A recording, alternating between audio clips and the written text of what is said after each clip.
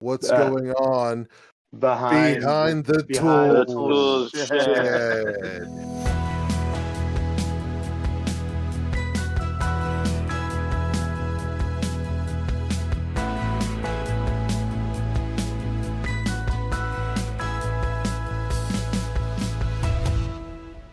Oh boy. Another week, another win for the champion. That is me, everyone. Myself, I could chuck it football. The good old Chrisley. 4-1 Yeah. 4-1 top of the league. Damn it. Yeah, 4-1 top of the league. It looked good, Adam. Another huge week for you. We were talking a second ago that you've scored the most points out of the entire league this season, so far through 5 weeks, but Very you've also proud of given up. that. You've also given up the most amount of points. So I mean, to be 4-1 by giving up the most points, no matter how much you score, is pretty good for the offense you put on the field. So good, happy to see you're at the top. Yeah, hey, I'll tell you what though, if you look at my points against, it wouldn't be so high if it wasn't for one son of a bitch that happened to score 200 fucking points on me in one game.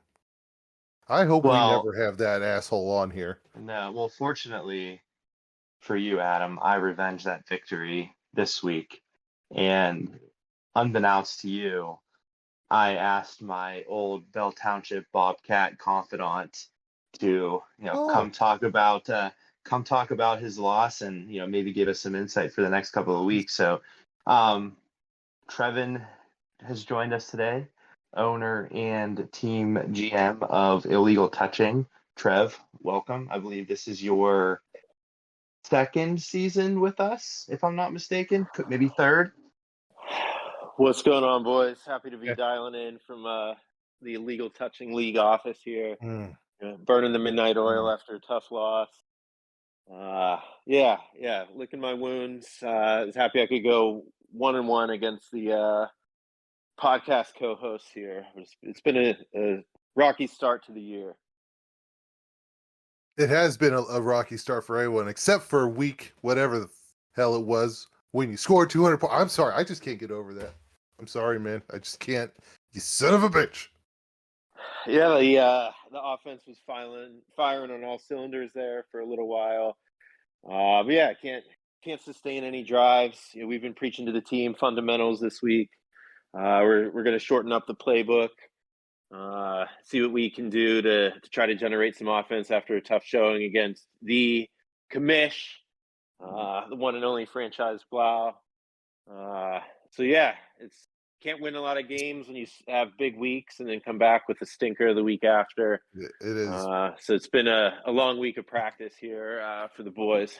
I don't know if you're looking for any some extra management to come by, but I did hear that the Jets fired their head coach. So I mean, if you want to pick him up, he's out there.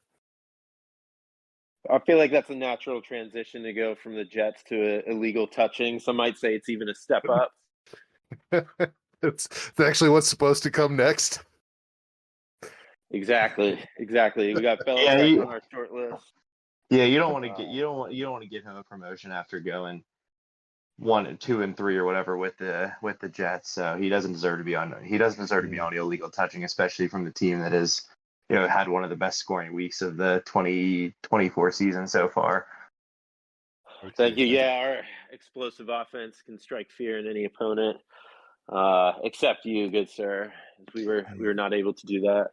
Well, I'm gonna give myself a pat on the back for this week because I ruffled some feathers in the locker room on Saturday and Sunday by pretty much announcing league wide that my entire roster was on the trading block, and I don't want to say that they took out their frustrations on the field against you, Trev, but they were probably thinking about me the whole time, and they don't want to leave such a proud organization. So they showed me what it was like to win this week, and we got a good feeling and trying to build some momentum going forward. I'm sorry it had to be against you, but I made a couple of hot takes against Xander the week before, and I lost by 40. So I'll say with the utmost respect, Trev. I appreciate the effort. this week, but yeah, I was happy to see a victory. I needed that coming Yeah. off the heels of me, making a very bold take against Xander in week 4 that did not pay off. So sorry you had to be the victim there, Trev. Yeah, our boys, we could hear a little bit of your locker room speech through the walls. It was a little bit intimidating. Then I heard your boy Jaden Daniels giving a big speech out at midfield during one of the timeouts. Guys, coach is right. If we want to win, it's on us. We got to step it up. So you fired up the troops. I was able to lead them to victory. So all credit to you. We had to take they were all putting their hands ping in the pong center. table away. Yep. The locker room's been tightened up this week. We're taking a page out of Blau's playbook. No more gimmicks in the locker room. We're focused and ready to come out this week on top. It's an unconventional motivational method that I deployed, over the weekend, but it did seem to pay off. I'm not a player's coach, as probably some people would, term, or even our own local coach, Mike Tomlin. I'm certainly not a coach of the players, but they know when I put the foot down, it's time to perform, and it's time to get a win, and that's how they get paid. So we got to keep it going. It was great hearing the chants "Brian Exotic" throughout the entire stadium that day. It was wonderful. Brian Exotic. Yeah, Brian Exotic. Yeah, always got to be thinking of the fallen homie that's left the league, and expecting his first kid on the way. So always got to show him some respect going into his baby shower week. So it came up with a win. Came up with a win. Speaking of, how do you guys feel like the expansion efforts have gone this year? Adding a couple extra teams, how's that affected your week-to-week preparation and performance? Well, it has benefited me, I feel like, so far. I think I made the right choices in who I picked and the right trades. But I know I feel like it's been really hard on a lot of other people with everyone going down with injuries. There's just not a very big pool in the waiver wire to pick from anymore. Yeah, I'll give you kind of the commissioner's point of view, and I'll give you a player's point of view. As a commissioner, I think it's great. I think it increases competition. I think it makes people focus more on the waiver wire and what's going on with the state of the league. I think, it's allowed us to do some more fun stuff like this with more people involved in the league.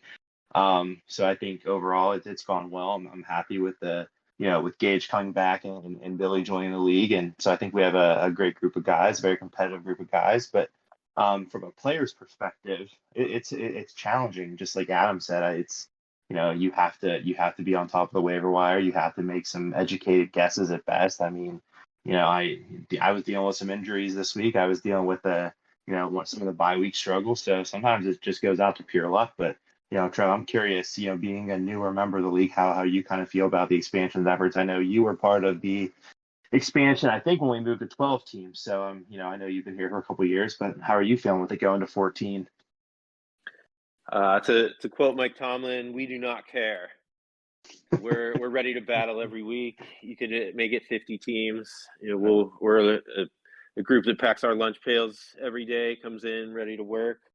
But yeah, from a GM standpoint, the talent's a little bit more spread out this year. We've had some tough luck. Tua's injury has really hurt us in the running back position with Achane.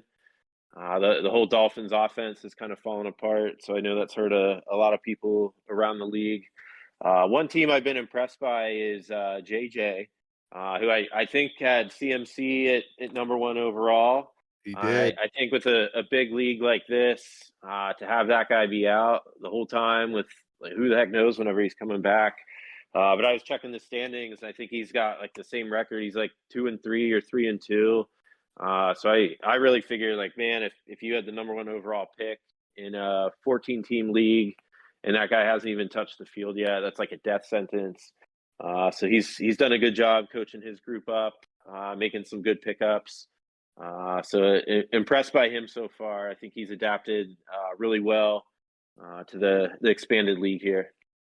Yeah, I mean, he's even had I agree with that statement, Trev. He even has, he's had TJ Hawkinson, out a couple of weeks. He's had, injuries with Devontae Adams. I know he's not what he once was. So he's been struggling, and like you said, with the expanded league and the new strategies you have to deploy, I think he's doing a great job. We were looking at I was looking at some of the stats where he got on. I think Adam, you and JJ are the only two teams that are on a 3-game winning streak, and I feel like JJ sent the group a text at the after week 1 or after week 2 saying he wasn't going to win a game this year, and that must have been his motivational tactic for his team because they're on a 3-game win streak.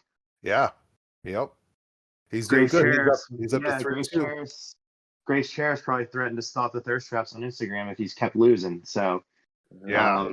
Let's hope he keeps the streak going. Yeah. Looks like he stepped up for her. So good for you, JJ. All of America needs his winning streak to continue. Maybe a plug for Grace Charis, free OnlyFans subscription to the winner of the league. Maybe we can make it work. Yeah. Well, hey, speaking of his game against Sean last week, where he won, he was the top.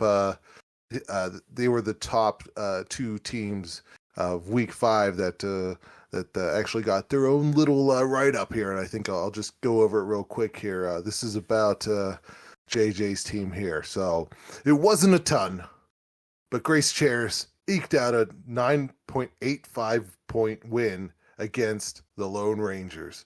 It would have been nice if Xavier Leggett got put up more than 1.8 points, but hey, sweat builds character, and a win is a win. Now, watch the tape and see what you can do better next time to make things a little less stressful for yourself. JJ, come on. Ask T. Higgins to maybe, I don't know, give the team a pep talk. They carried the team this week, and I'm sure they won't mind leading them next week. So good for JJ. Way to go, man. JJ. Competitive matchup against Sean, who, always gives Sean credit, silent in the group, but always seems to have a strong team. I know we talked about that before, but JJ, riding the momentum wave. He was at the bottom of the power rankings after the draft, after the CMC injury, after week 1, and he's grinded his way back. So all the credit to him. Damn right. Well, past that, we got to talk about the top scoring players, you guys. Again, as usually you think every week, top scoring players are all going to be quarterbacks, as they're usually the guys that get the most points. But you got Blau, you got someone on here that made the top 5 that wasn't a quarterback, and of course, he was helped by my quarterback, who was the actual top scorer, Joe Burrow, 54.7 points. But you know what?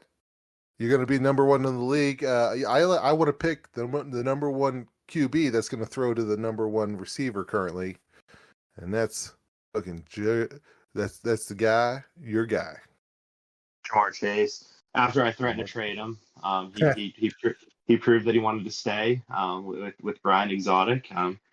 So there's certainly no collusion between myself and Huckett Chuckett football with Joe Burrow and Jamar Chase. It's just the connection they've had since our LSU days. I've been on campus down there and have seen their statues and their statistics out there on Tiger Stadium, and they're just a dynamic duo. But my favorite part here is, and for some reason I think Trev will have something to say about this, but Joe Flacco being a top 5 fantasy scorer in 2024 is probably not anything anybody had on our radar. Yeah, first a word on your boy Chase. Hey, tip my cap to you. Nice effort by him. I think long term you might have some behavioral challenges there with him on your roster. Always a red flag for a franchise run by myself if a player needs to be yelled at to perform his peak. We prefer a guy like CeeDee Lamb. He's coming to work every day. Doesn't need somebody to kick him in the butt to have a big performance. We'll see on Chase. So hopefully he can hold out at this pace for you the rest of the year. But a guy who's always on an emotional roller coaster. So he was on our do not draft board due to character concerns. But I know Franchise Blau has a very accepting philosophy in their building over there. So eager to see how that works out for you the rest of the year. Yeah, I feel Trev's hitting some nearly closed wounds there with questioning the character of franchise Blau, or better known as Brian Exotic. Mhm. I try to give I give athletes a chance. I overlook their attitude as long as their talent is showing and they're out there on the field and they're producing for me. Then we have no issues. Sometimes you have to take a risk. I was just watching the Mr. McMahon documentary on Netflix, and he wasn't the nicest guy in the world, and sometimes he had to be a heel and he had to get people motivated, and that's just what we had to do, and that's why we've had a proven track record of Makes them winning. hard choices, makes them hard choices. We Well, we have, respect it. yep, That's it. yep. Many So different ways to go about doing it. Obviously, it was successful for you this week. it was successful for him and successful for me having the quarterback who passed to him. But you also had Kirk Cousins up there, owned by the good old JJ. And Lamar Jackson, I guess he's just going to be up there for these past couple weeks and coming up maybe. Xander's rolling with Lamar Jackson. So there's your 5 top scoring players. But we got to get to the most valuable bench warmers, people who scored the most but didn't actually get activated, sat on the bench. And JJ actually did bench Kirk Cousins, but I thought that was his boy. I know he's not at the Vikings anymore, but I guess he didn't need him this year. He didn't need him this week, so. And I'll be honest, I was just muted and I was trying to say something, and I was talking to myself for the last 2 minutes. I saw your mute Yeah, button. I was I like, was. what's he? Is this a big ass fart or something going on in the I wanted to background? check. I know Drew said he's going to come on and talk shit about Joe Flacco, Yeah, being being in the top 5 of scoring for the Colts this week. I don't see he's come in there yet, and I was just going to say, no comment about Lamar Jackson. I've shit on him enough this year, and he performed for Xander, so yeah. credit where it's due. Maybe you try a different route. Like, let's just ignore Lamar Jackson now and see what happens. He's got to stay healthy. That's going to be a challenge. I feel like. Yeah, As often as they've been running him this year, it works really well, especially early in the year. He tends to perform really well earlier in the year, but he twists his ankle or he gets nicked a little bit. It's a whole different ball game. So, it is. yeah, Yep. running. He's walking across a tightrope right now. It's working great. The offense is humming. But yeah, a long One. season, and he takes a lot of hits. I've Yep. watched a lot of the Or Ravens this year. one rolled ankle and like, oof, Yeah, man. I know we're all Steeler fans here, so we're probably a little biased, but I don't think they play the Ravens until the last 6 weeks of the season. Lamar Jackson could be beat up, and you just have to hope that the Steelers stay healthy and their defense is still humming, and maybe we have a chance in the AFC North at the end of the year. Who knows? anything's possible. Especially with how bad Cleveland and Cincinnati are. Yeah. Yeah. Well, I mean, the Steelers aren't much better. They are, but they're not. We'll see. We'll see. But yeah, so I thought I did want to go over the bench warmers because I'm kind of curious as to why this guy was on the bench. And maybe Dan, you can maybe I don't know, maybe somebody knows. What happened with Petra not playing a QB on over the weekend?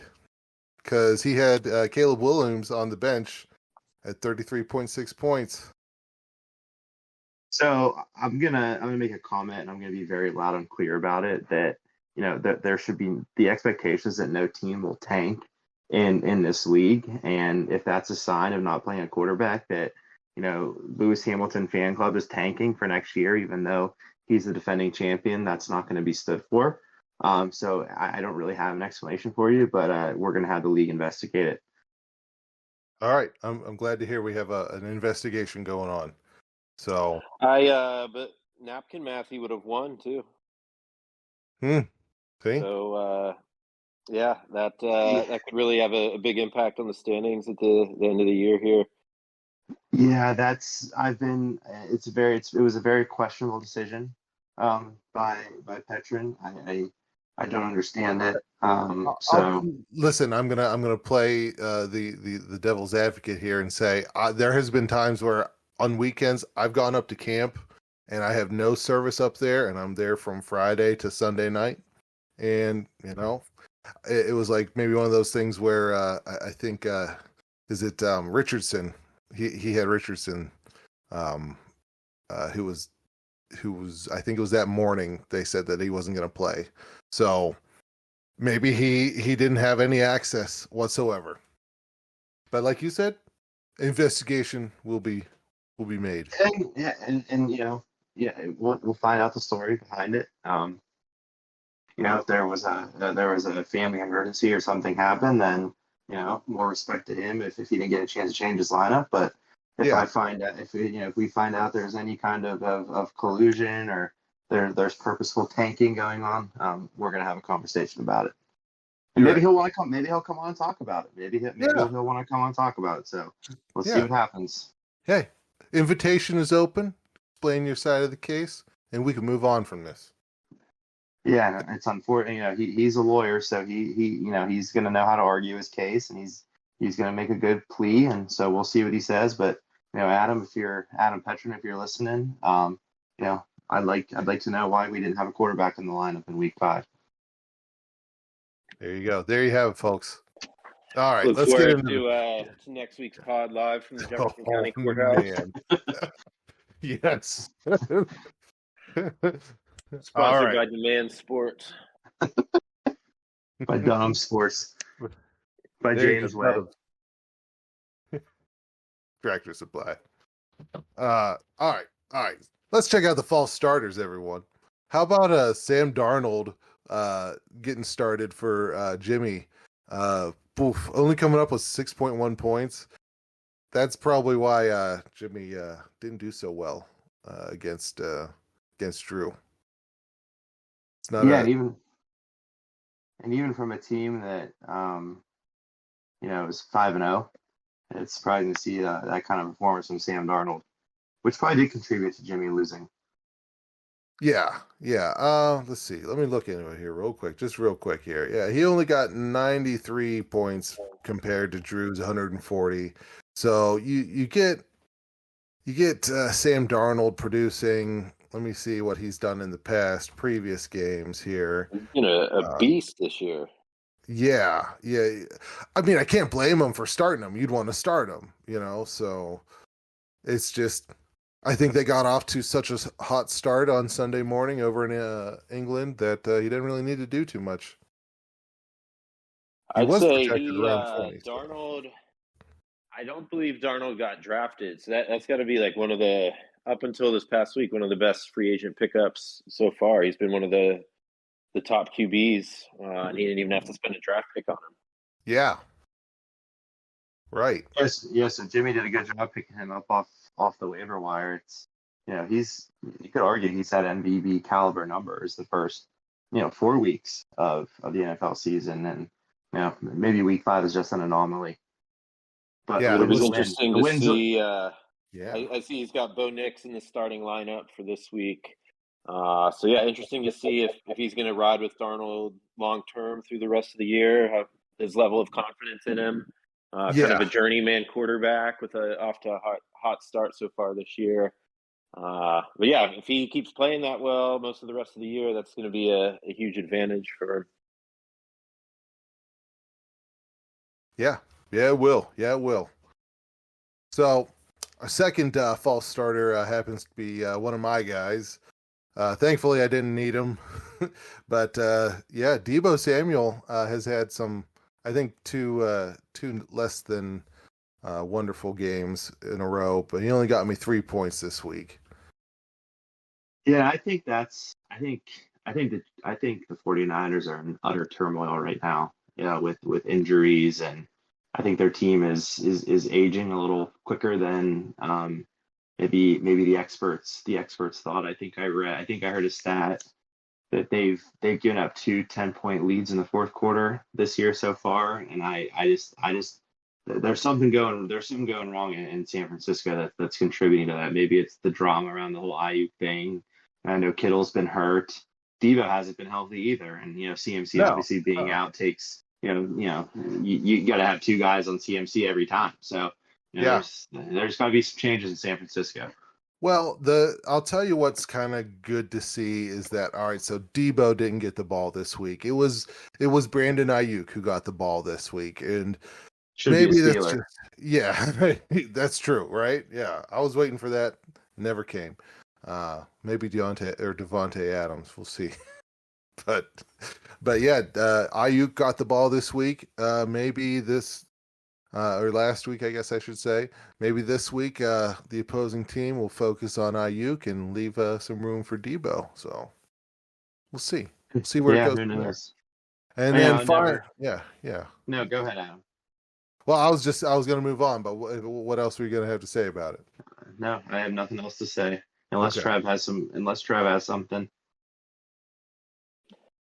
I don't know when to lead with this. I had a question for you guys. It kind of ties into this. Okay. Say you're playing somebody, they get hurt in the first quarter, your quarterback goes out. Like I had a couple guys this week. Achan left the game hurt, only got me like 6 points.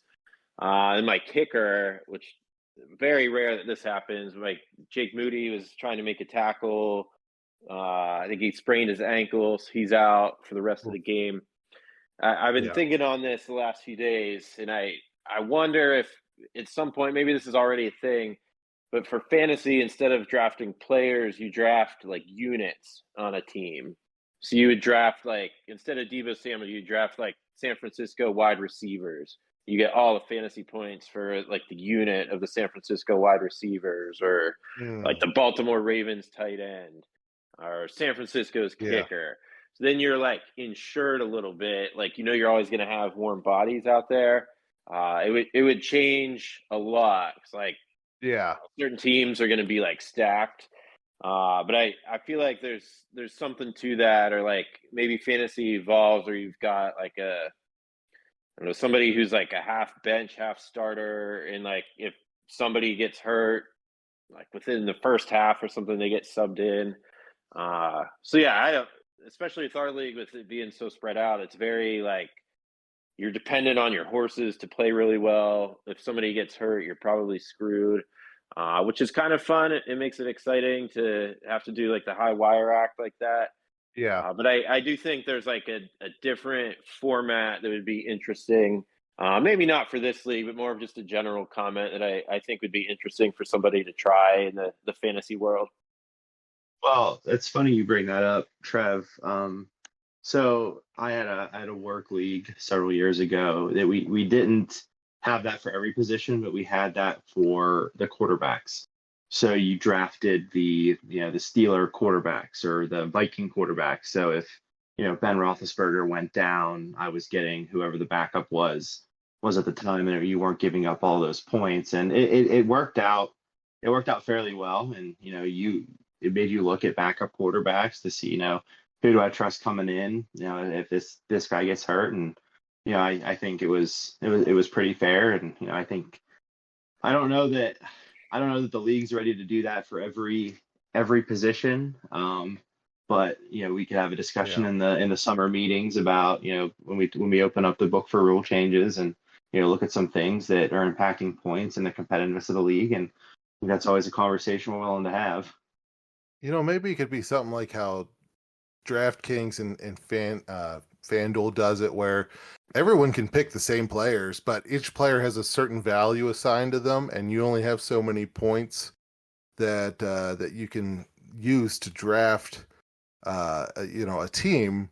So like, let's say, back in the day when Tom Brady was, with the Patriots, and just anybody on the Patriots was like guaranteed like a bunch of catches and all that. So like if you get them, you're pretty much like fucking running the league, versus like someone who gets stuck with the Browns. Yeah, that makes a lot of sense. That's just a thought though. I think that's a different kind of league that we'd have to get into if we were going to do that. So For sure. Wonder, For sure. I wonder if it's something, and this can be taken offline. Not to slug corporate terms at you. But yeah, I wonder if maybe that's something we could do, as a playoff type thing. I know we do second season with, Drew does a nice second season thing where Yeah, he you does. draft, you draft a position player, but you can only use each team once. But I wonder if we maybe do a DraftKings-esque type weekly fantasy league or something like that for playoffs to keep this going a little longer than week 17 of the regular season. Yeah. I mean, because week 17 comes around. Week 18 comes around. Dan, what are you and I going to do? We're going to be out of a job. I'm gonna go to Florida for 4 months and do nothing. All right. Well, hey, keep an eye on the hurricanes that are going on down there. Then Godspeed. Life of the people. commissioner. Yeah, exactly. Some of us have to pick up off-season jobs to try to get ready for next year while the commissioner tans in Florida. Yeah. Yep. Don't be so quick. Don't be so quick to rip the commissioner. You never know what type of revenue sharing negotiations he has in place and what type of TV revenue and podcast revenue he's trying to bring in. So, before you say I'm out there tanning my ass in Florida during the off season, let's see what type of revenue sharing we're going to have at the end of this year. Yeah. Some big business meetings down there on the beach, I'm sure. That's right. That's where business is done. Yep.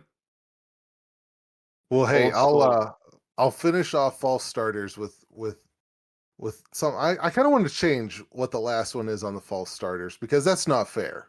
Trevin, your player was the third on the list of the false starters. Akane or A-Chain. He got hurt. Yeah. That's not his fault. He got hurt. I mean, we got to be better conditioned. That's all I'm gonna say. Yeah, but gotta hydrate. I don't feel like he's a false starter because you have to start him. That's not like a false starter.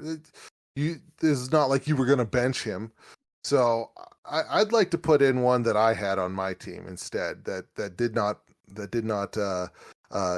get the points that he was supposed to get, and that would be Breece Hall from the Jets. He has underperformed the past 2 weeks, and I think he only got me, what was it here? 6 points total last week, as opposed to the usual, like, anywhere between 15 and 20 that he had been getting the first 3 weeks. So I'd say he was a false starter for me. That's tough. I will say that your roster is pretty loaded, though. So other folks are able to pick up the slack, especially Burrow. Yep.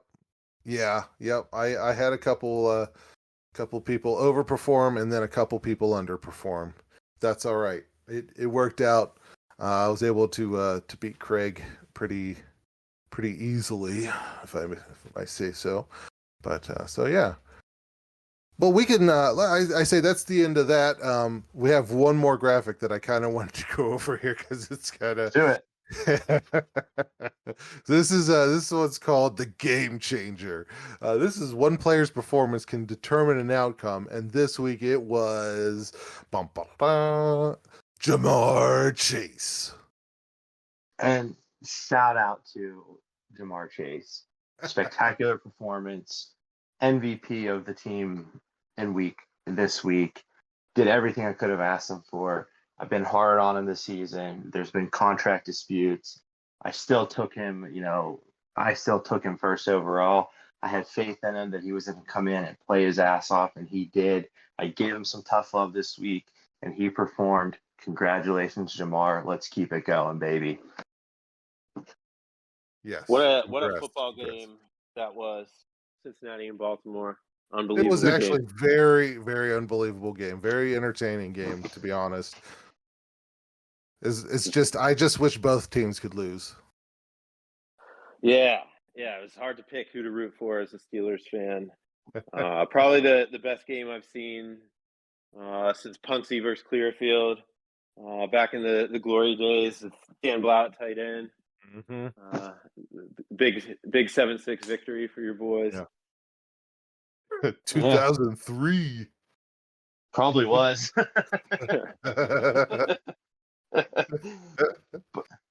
Yeah. But Trev, give me, just as we look on to next week, give us a little kind of, rundown of your philosophy for week 6. What are you looking for? Who are you thinking could really bring you to a victory this coming week, and give us another matchup you're excited for. Yeah, we got a few injury issues we're working with. We got a couple buys this week, so we're a little thin, but we're working through that. I think our team, a lot of the. I'll take you behind the curtain a little bit. What ended up going on draft night? It just kind of worked out this way, but I did have a little bit of a theory. We're very heavy on the Cardinals on our roster. We got Kyler Murray, Marvin Harrison Jr., Trey McBride. So I tried to do a little bit of a stack. Their offense was excellent after Murray came back at the end of last year. And I thought the Harrison Jr. addition would be huge for them. But it hasn't exactly worked out that way. The one week we put up 200 points, the Cardinals played really well. Bitch. Yes. Let's talk about that a little bit more. But yeah, that's been a challenge. We're very Cardinals dependent. It's like if they score 28 points or more, I'm probably going to win. If they have a bad outing, I'm probably going to get destroyed. And that's kind of played out this year. So That's a good point. I've been in some early conversations to potentially diversify the roster a little bit. I even had an undisclosed trade offer out to Commissioner Blau for a few hours on Sunday. So yeah, we're always open to upgrading the roster, seeing what we can do. But that's the big piece for us. They got a matchup at Green Bay. Green Bay's been like hot or cold on the defensive end, but playing in Lambeau is always tough. So we'll see how they come, but that'll be the deciding factor, I think, for a lot of our games this year is how well they're going to do, especially with some of those injuries on the back end. And then we have a lot of faith in CeeDee Lamb, our top pick in the first round. A little bit slower of a start. I think he's coming in right now at like wide receiver 11 for the year. Somebody that we firmly believe will be top 5, if not top 3 by the end of the season. So plenty more out there for him to do. I feel really confident he's got some big games ahead of us. Shout out to my boy Joey Porter Jr. At least kept him from blowing up against the Steelers, which at that point my game against Blau was already decided. So I was pulling for the Steelers there more than my own boys. I'm curious, Trev, if Tank Bigsby's going to get a look this week. I see him on your bench. I know he had kind of a breakout performance against the Colts last week. He did, yeah. We're a little thin at the running back spot right now with HN on a bye week. Yeah, it's possible. We'll take a look at practice this week. We made a change in a few position rooms. We're not naming any starters until later in the week. That's something that we're keeping internal. So yeah, lots of reps getting spread around this week. We'll see how things go. Check the weather conditions. Bigsby is a little bit of a guy that you want a mutter out there. So we'll see what things look like come the weekend. But yeah, appreciate the question, but no further details on the depth chart at this time that we want to discuss. Appreciate the look behind the curtain, as you say. I have one more question that I think you'll be able to give us some insight on. And I'm by no means trying to add salt to the wound coming off a big loss in week 5, but the person you're playing this week has an incredibly disrespectful name that includes your name, and I want to know if you have anything to say to Billy Top, Trevin Bottom. I think Adam and I talked about this maybe after week 2 that we could see this being a budding rivalry, and I just want to know on your thoughts on what most people would perceive to be a very disrespectful team name. It is. It's basically describing Billy being the top in a certain type of relationship, and you in on the other part of that being the bottom, if you will, of this particular kind of relationship that some people are into. I'm not saying it's wrong or anything. I'm just saying some people are into that, some people aren't. How do you feel about that? Thank you for the explanation. I was trying to pull up Urban Dictionary there to figure it out. Yes. Look, let me choose my words carefully. We're a family organization here. We do lots of community outreach. Spend lots of time trying to get kids involved in fantasy football with illegal touching. Which is a common penalty that occurs. We do a lot of education on the rule book. That's true. That's exactly what it is. But look, I was told whenever I joined this league that it was we wanted to do a lot of work out in the community, and we wanted to grow the game. To see a name like that whenever the schedule was released this year, it rubbed me the wrong way a little bit. We'll see. Gage wants people to be top, people to be bottom. We'll see where the score is. I have a feeling he won't be on top at the end of the weekend.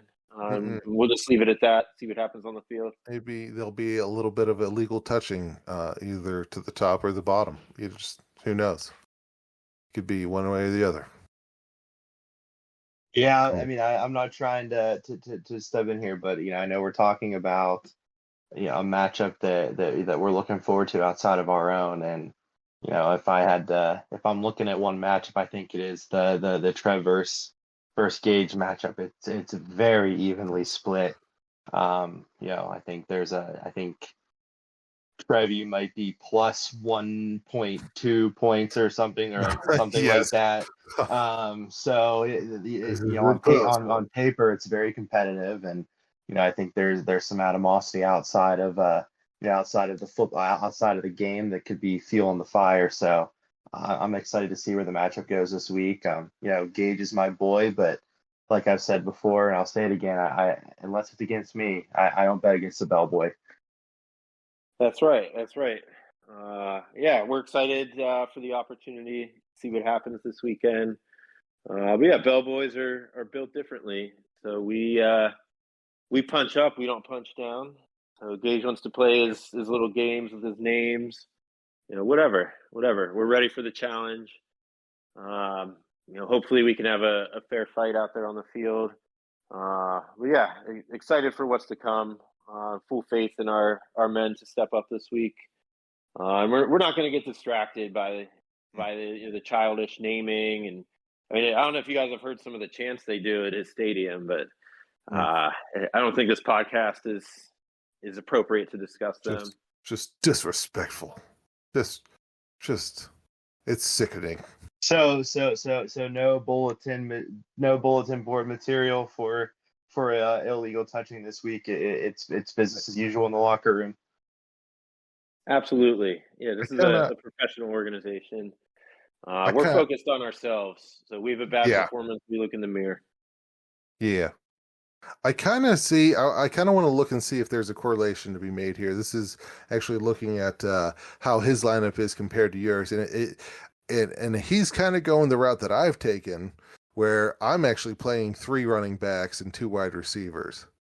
And, maybe he's got the running back pool, whereas some other people don't have that, the quality running backs as much as we can. So we'll see. He's 3-2 with rolling that route here. So that's the way I'm rolling too. I don't feel like super great about my wide receivers, but I feel pretty good about my running backs.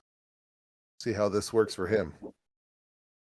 Yeah, I think it's a big week for all the teams like myself, kind of in the middle here. We're 2-3. Not great, but you certainly don't want to fall to 2 games under 500 already. Then I feel like you're really playing catch up.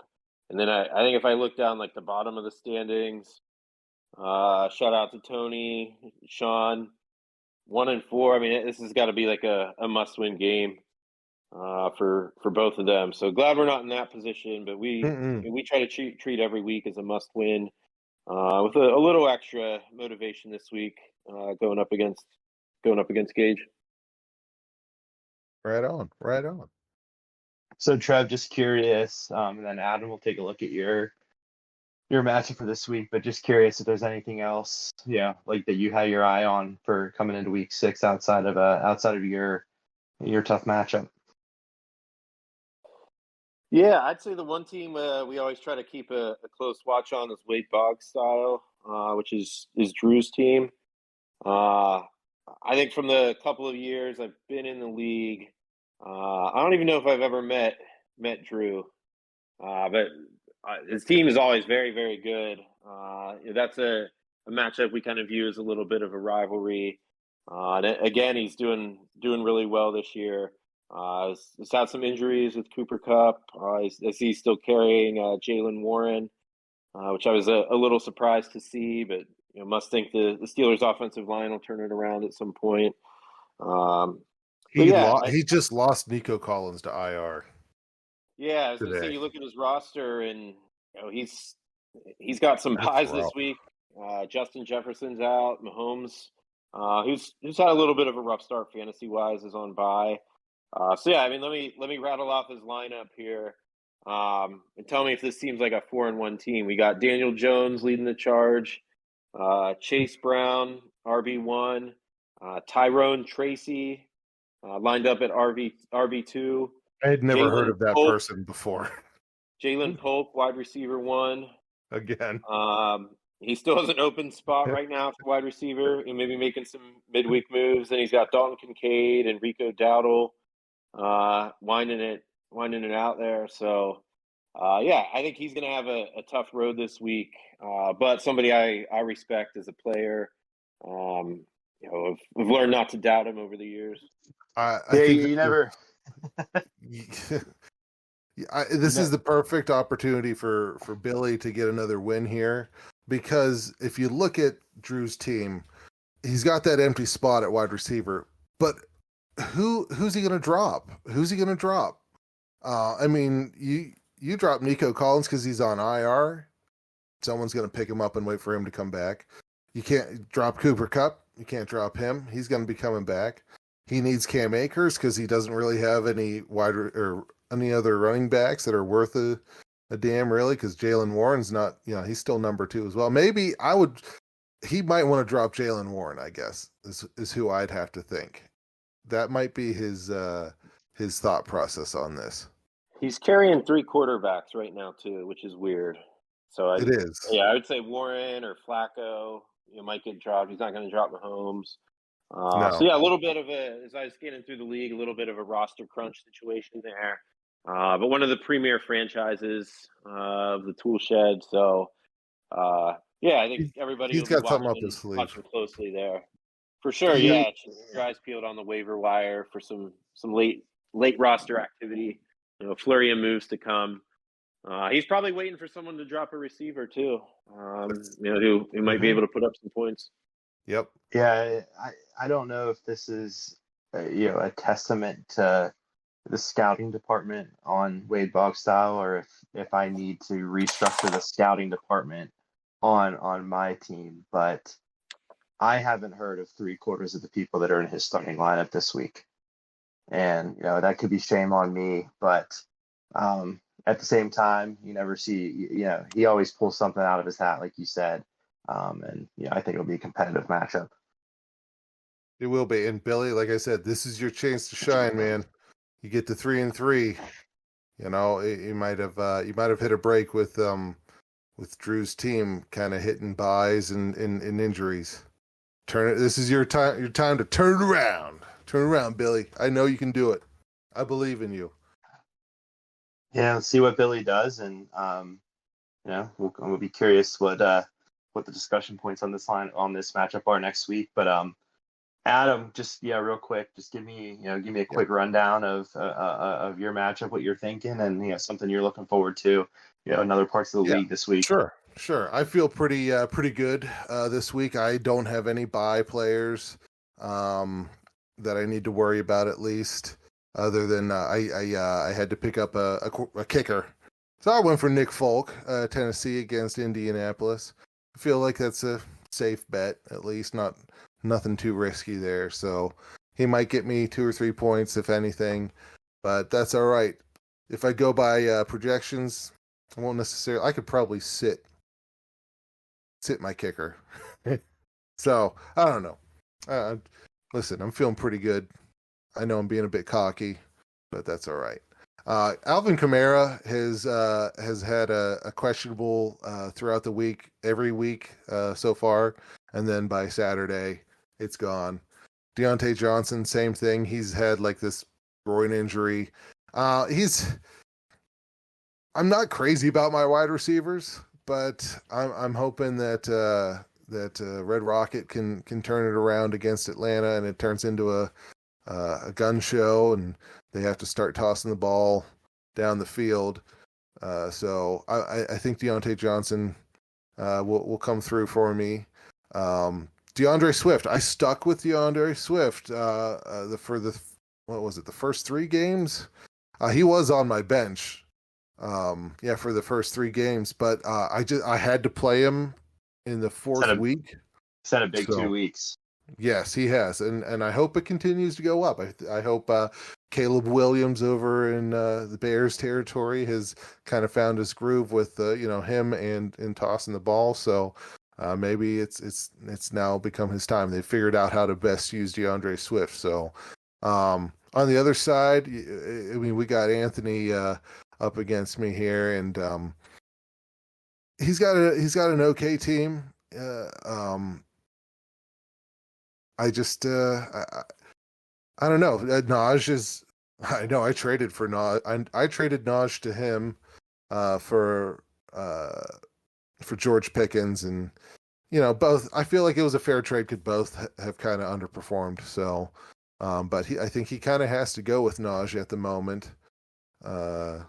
So good luck for him. I mean, Naj. So I hope they do okay against the Raiders because it's Pittsburgh, but. I won't be upset if he doesn't do the greatest. And I think this is going to be an easy match for me, and I hope I'm not knock on wood here for it, but I feel pretty good about it. Sorry, Anthony, you're going down. That's what I'm trying to say. I'm going to go to 5-1. So you're going to 5-1, staying on top of the league. I am, and I feel like I'd be 6-0 if it wasn't for some fucking asshole deciding to score 200 points on me. So that's right. Sign of what's to come for the rest of the league. How do you guys feel about looking at your game against Anthony here? Like, he's got Purdy, who plays tomorrow, Thursday. Probably today, by the time most people listen to this. And then you got Debo. I got Debo. So and then some of your heavy hitters aren't until Sunday night and Monday night. Do you guys like when it's your team and your opponents spread out from Thursday to Monday? I wish it could all just be on Sundays. Yeah, I hate that Monday, going in. That's that happened to me against Drew 2 weekends ago, where it was like he was 119 and I was 114, and all I had was the Tennessee defense to play on Monday night. And thank goodness they came through for me and helped me get the win. So, but I don't like Monday night games. But what am I going to do? I got Breece Hall playing Monday night against Buffalo. I'd rather just get it all settled in one day. I'm all right with the Thursday game. I'm all right with the Thursday game, but I'd rather get it all settled up by Sunday night. I'm totally opposite. The Thursday game makes me nervous. I know some people like to get that cushion out there Thursday night if they have a good matchup, but I prefer the Monday night miracle. Had one against Gage a couple weeks ago, so I'm always trying to ride that wave into Monday night, and it makes the game a little more exciting to start my work week off. Yeah, it's fun if you get out to a fast start on Thursday, but if you play someone and they get 4 points and then you feel like you're chasing, and then I feel like I'm angry from like Thursday to Sunday. It's already getting the fantasy week off to a bad start. I've been tempted to make that my second philosophy, is to never play Thursday night, never put people in the lineup on Thursday night games. I don't think I can do it yet. The only philosophy I stick with is I don't draft Steelers, so it makes me focus on the game more. I'm not. Yeah, I do think I don't mind the Thursday games. I feel like the NFL, it's like for me anyway, it's almost like a little oversaturated. So you get a little later in the year, they got like Saturday games going. And then this year, I think the Steelers play on Christmas. There's like a couple games on Netflix, which is a Wednesday. Like Yeah. that. Now they want to have games on Christmas too, Jeez. which I don't know. It's like my old man yells at cloud piece, but I do think there's like we've crossed the threshold where there's too many games on different streaming services. Like you got like the London games in the morning. Like it's a little too much. Like I'm almost sick of watching football, which I never thought I would say by the time it gets to like Monday. Um, so I don't know. It's nice to have like time to do other things, but I'm Yeah. like most of you, I'm like so captivated. I'll like watch it anytime. But it is. I mean, like it's like, hey guys, Christmas is on a Wednesday. Like we can't just like not have football games for a day. Like just play on Saturday and Sunday and Monday and Yeah. Thursday. So yeah, I don't know. It's interesting. Like it becomes a little harder to manage too. Just having like 3 or 4, or sometimes 5 like nights a week that they're playing games throughout the season. Yeah, I to your comment, old man yell at the clouds, Trev. I like the Sunday 1 o'clock games. That I could order something nice to eat, sit in my basement, enjoy the nice cool air, and watch the Steeler game without being bothered. And now it's Wednesday night, Thursday night, Saturday, Sunday, Monday. There's probably gonna end up being a Tuesday game. There were Tuesday games during COVID. There's gonna be like a makeup game that happens on a Tuesday night. Yeah, I mean, I thought for a second we were going to get that. I thought Sunday night the game was going to get canceled with the weather that went through Pittsburgh, but we ended up getting off late. I thought that was going to get postponed to Monday or Tuesday. Are the Hurricanes going to affect any Miami games this weekend? Well, I think they're on a bye. They're on a bye, okay, but that could fuck up the stadium if it's. I don't know where the stadium is in comparison to where the Hurricanes I think are Miami first, so. Tampa is the one that's going to get creamed, I believe. I don't know if they're home or away. It looks like they're home on Sunday, right? Yeah. No, Tampa's at New Orleans this week. Okay. They left for New Orleans, I believe Monday or Tuesday to get out of Dodge. I think Jacksonville's in London, I believe, against Chicago, because I see that at 9:30. I think that's a London game, or is it a Germany game? And is Miami on a bye? Yes, sir. Yeah, so Miami's on a bye, so I think I think the schedule worked out to their best interest, since Tampa's playing away, who Godspeed to all those people there, because it's going to be crazy. Yeah. But yeah, I think all three Florida teams are pretty fortunate. Yeah. So. Yeah. Well, Ben, what about you? What real quick? What's one thing you're curious to see outside your matchup this week? I'm looking to see the game between Xander and Sean. Sean's 1-4, and it's looking like projection. He has a pretty good lead on Xander's. So let's see here. Who's he got? We got Sean's rocking Dak Prescott, and of course Xander's going with his boy Lamar. But Xander's got a problem. He's got Aaron Jones on bye. And Tyreek Hill. Exactly. So is this where the buys are starting to screw people? And like I had mentioned earlier, the waiver wire pool isn't the biggest these days anymore with two additional teams. Yeah, exactly. Take chances. So exactly. I've learned my lesson talking smack on Xander, so I'm not going to say anything. And I think they'll both have a competitive matchup. That's my only comment there. I need karma back on my side. Yep. I'll let you slide on that one. Do no comment from the commission on this game here. But this could help Sean kind of come off that 1-4 start here. I hate people going 1-4, and because it feels demoralizing sometimes when you're sitting at the bottom with only one win, and it just I want these guys to get at least another win. They just that'd be fun. I just want everyone to have fun. You have a big heart. You have a big heart. I do. The bigger the heart, the less content you get every week, though. So you got to remember that. Yeah, I know. Everyone just kind of turned their devices off right now. Yeah, but I'm gonna shit on my own team for a second again. Well, not my whole team because respect the hell out of Jamar Chase, out of Daniels, out of even Devonta Smith. He's coming back from a concussion this week. I'm having a real running back conundrum. Stevenson, he did get a touchdown for me last week, but he's had some fumble problems. ETN seems to be splitting more and more carries with Bigsby every week. That's why I was trying to get some competitive intel from Trev earlier on, his philosophy there. And so I'm projected to win pretty handily against Tony this week, but I've learned my lesson when I open my big mouth, somebody on the opposing team goes off, and he has Josh Allen who can throw 4 touchdown passes, without anything. So I never count him out, and I think AJ Brown's coming back this week as well, if I'm not mistaken. So he could be a competitive matchup. So I'm hoping to eke out a victory. I'm hoping that I don't have to. I'm hoping I can have two stress-free weeks in a row coming off a big loss to Xander. But I'm sure I'll find something to stress about Sunday night.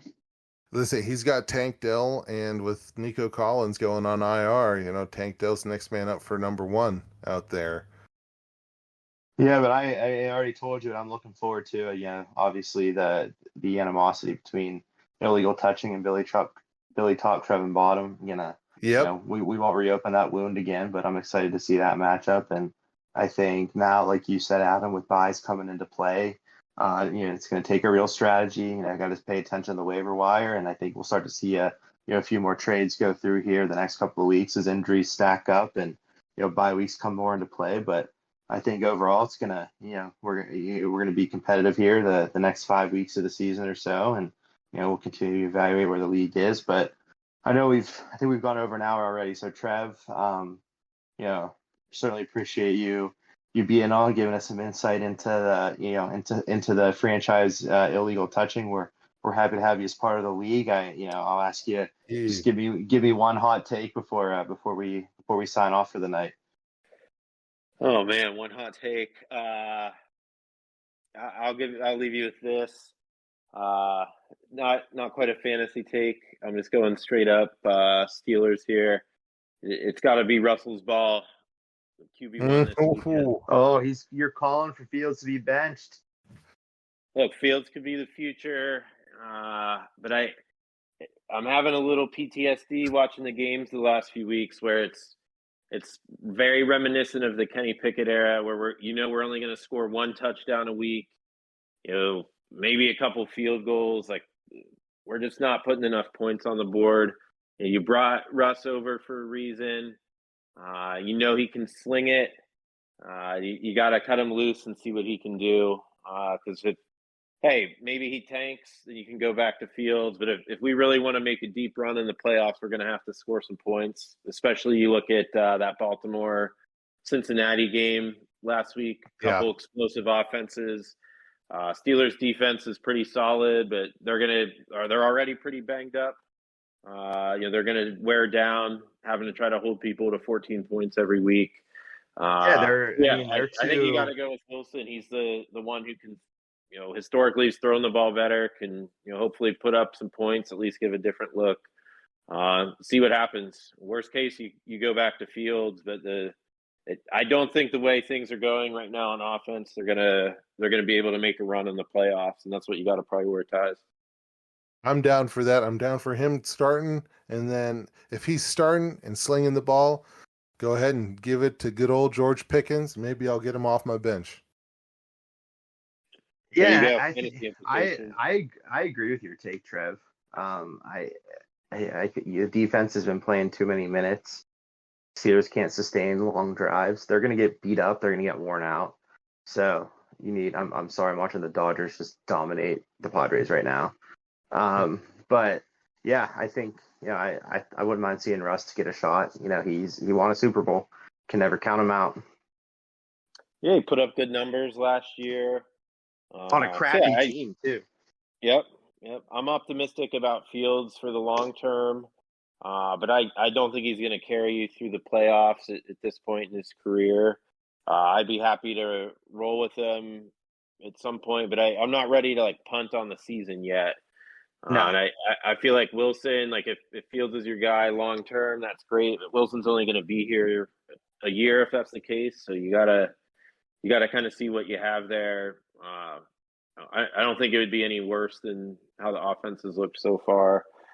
So yeah, that's the hottest take I have at the moment. But I sense Steelers fans are a little bit split between the two. Yeah, now that the Pirates is over and people in Pittsburgh are done being angry about the MLB, where the quarterback controversy is what we're seeing the most. Yeah, down here. But I'm leaning on the Russ side lately too. You just give him a chance, like you said, Trev. You brought him in. Let's see. So, but I think I'll just give you a quick one. Somebody's going to go over 200 again this week in our league. I don't know who it's going to be, but I think we're going to see some team just blow out of the water. I know that's a broad take, but I still haven't been able to live down my hot take 2 weeks ago, and I don't even remember what I said on last week's podcast. So that's what I'm going to stick with this week. You were getting a Blumpkin by the end of it. Yeah, well, but maybe. I thought this was a family-friendly league. Oh, well, sorry. What about you, Adam? Hey, my hot take is going to be that Craig comes back and beats Jimmy. And I only say that because I feel like Jimmy's a top contender for this year.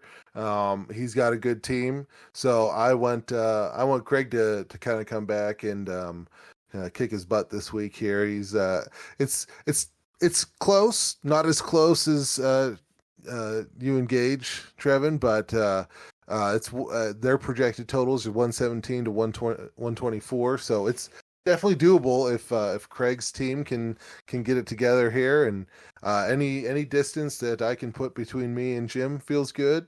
And because I already think I think Billy, this is his week to beat Drew, so I'm going with Craig over Jimmy on the hot take. We'll see how it plays out. I think reasonable expectation that Craig can pull out a victory. So we'll see next week where our thoughts ended up. And I was just thinking we never even did the intro, Adam. No, behind the tool shed, but we'll just. I think we can wrap it up now. Yeah. I think we can wrap it up. Trev, thank you. Really appreciate you joining. Excited to see your journey, the remainder of the season, and love to have you back on at some point. Yeah, appreciate it. We hopefully at the end of the year are able to legally touch the trophy, and give your best to your families, your front offices. Appreciate everything you both do for the league. Thanks, we appreciate you, Trev, and being a perennial member of this league, and thanks for your participation. And looking forward to many more years of success. And so, Adam, are we saying it? Are we signing off, or do you have anything else? Let's see if we can say it all in unison. The show, and then we can end it. So hey, let's see if we get it all on the first try, everyone. I'm going to lead us into it slowly. Thanks for listening, everyone that stuck around to the end here. This has been what's going on behind the tool shed. Oh God, frig off. Frig off. Fucking frig off. You too. You say it too, Trevin. Trevin, you gonna say frig off? I can't end it until you say it, Trevin. I think we lost him. We lost Trevin. Frig off, Trevin. I think he hung up. Yeah. All right, fuck it. Frig off, Trevin.